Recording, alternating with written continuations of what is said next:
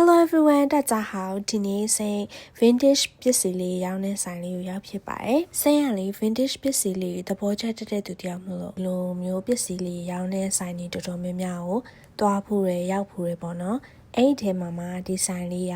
ပစ္စည်းတော်တော်များများစုံလင်ပြီးတော့ပစ္စည်းတန်ဖိုးနဲ့သူ့ရဲ့quality နဲ့ရလေ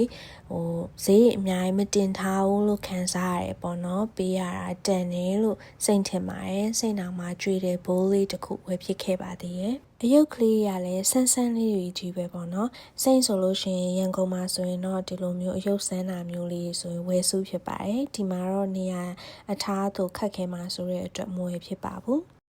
ဆိုင်ထဲမှာက use ပစ္စည်းတွေလည်းရောင်းပါတယ်ပတ်စံအိတ်တွေနိုင်လေးတွေအကုန်လုံးကလေဒီဇိုင်းအစမ်းလေးကြီးပါပဲဝယ်တဲ့လူတွေလည်းတော်တော်များတယ်ယောက်ျားလေးရဲ့အတွက်ဆိုရင်လည်း shoes တွေရအစားပေါ့နော်အစုံပဲရှိပါတယ်ဈေးလေးကတော့နည်းနည်းများတယ်လို့ထင်ပါတယ်ကင်မရာလေးတွေရအစားအစုံပဲတွေ့ပါတယ်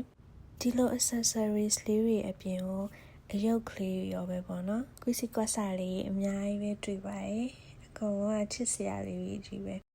ဒီအယုတ်ကလေးဆိုလည်းအရင်သဘောကျနေတာmusic library ဆိုတရားလေးကိုမြင်ပြီးတော့ဒီဆိုင်လေးကိုသွားချင်စိတ်ဖြစ်သွားမယ်နဲ့တူတယ် vinyls တွေ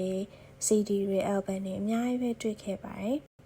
ဒါကတော့စိတ်ကြိုက်တဲ့ Elvis Presley ပါတော်တော်လေးစုံတဲ့ဆိုင်မလို့သွားကြည့်ပါအောင်နော်ဆိုင်လေးစာလေးကိုလည်းဒီချာလေးရေးပေးထားပါမယ်